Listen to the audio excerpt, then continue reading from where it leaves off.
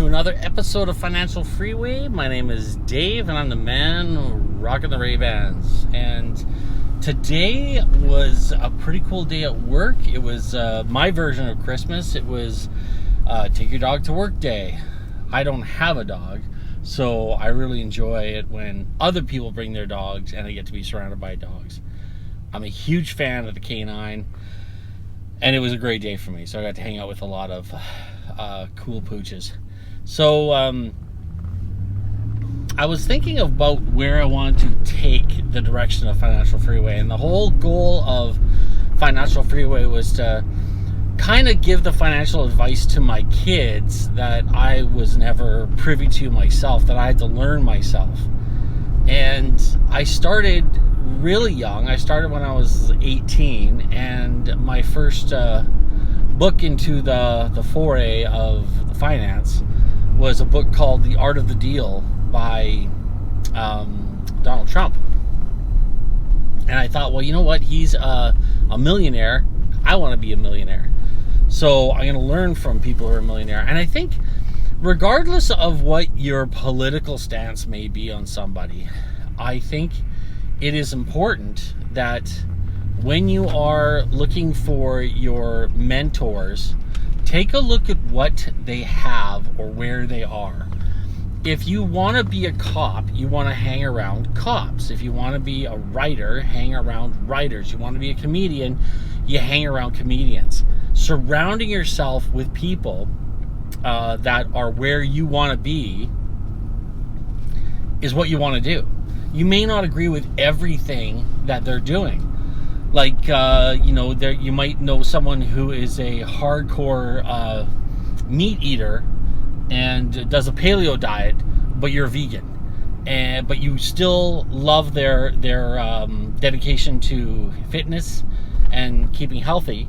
So that gives you a really good reason why to hang around them. Surround yourself with those people. It's not just about where they are and what they've done.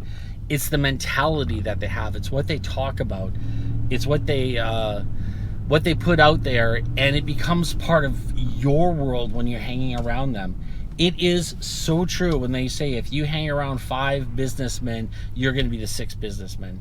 If you hang around 5 people who are entrepreneurs, you're going to be the 6th entrepreneur, because your brain's going to start activating and you start to see the benefits of why. So, and I know I've talked about this before, about surrounding yourself with your mentors and the people you want to be like. In this day and age, it's so easy. It's at your fingertips because it's there. It's on that book list that I gave everyone a couple of episodes ago. It's on YouTube. It's there. It's around us. We're able to tap into these teachers, and they're available for us a lot of times for free, which I find amazing. So you're almost a fool to not take advantage of putting that kind of information in your mind. Now, back to what I started originally with this episode.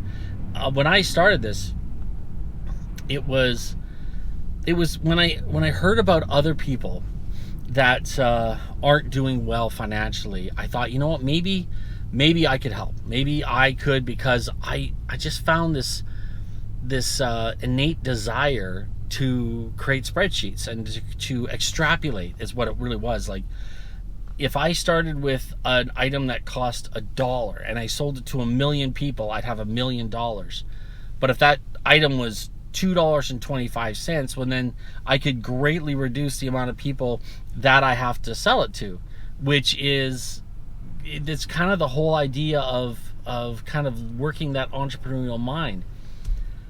This whole podcast kind of was born from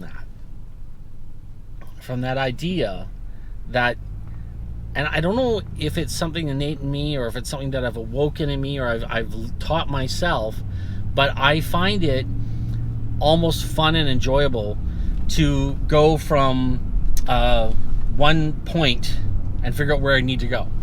Now, kind of comedy, kind of not.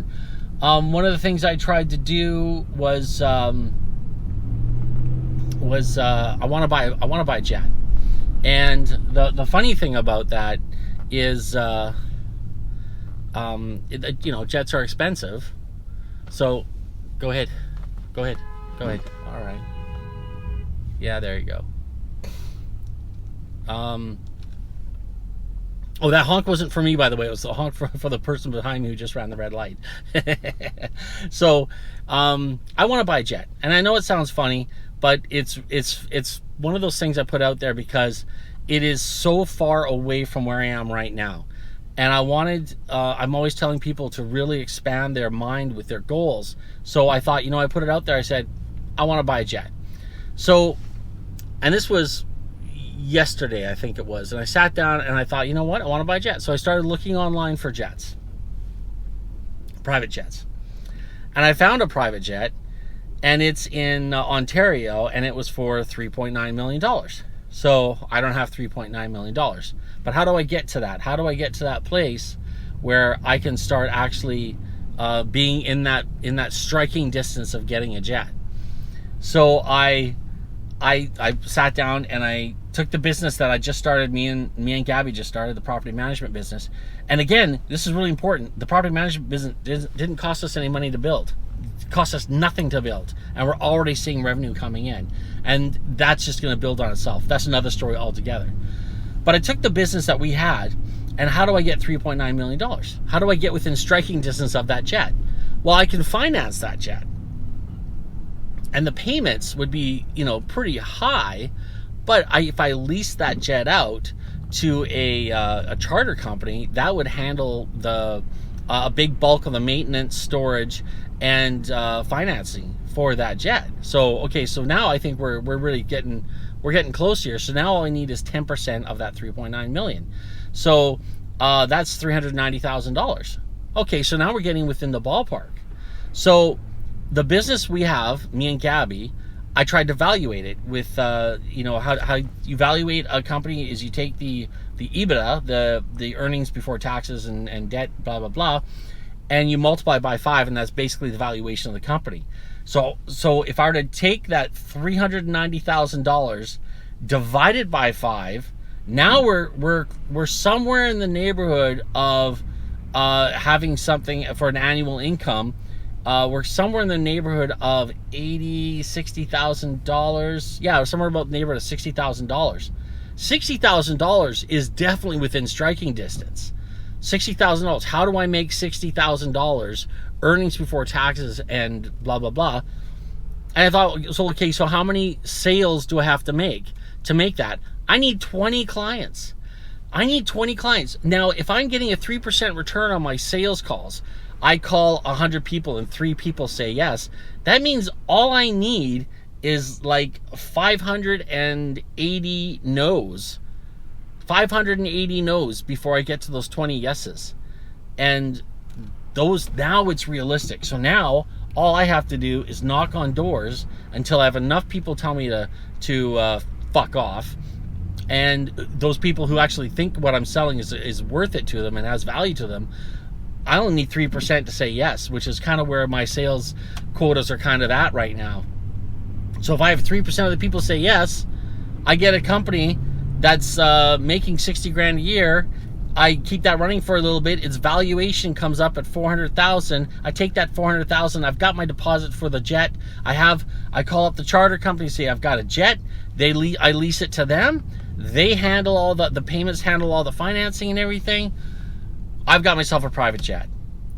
That is how I like my mind to work, and that is why I do this. This is why I put this podcast together. Because if I can do that for myself, I want to be able to do that for everyone. Take them from where they are right here and put them in a place where they don't even believe that they can actually be at the time. That's what I want to do. That's my passion. That's my life. And that's why I love doing this and I'll keep doing this. So in order for me to keep doing it, I need you to subscribe. Smash that like button.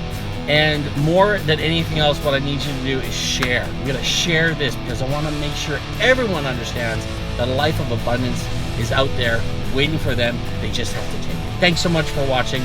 God bless.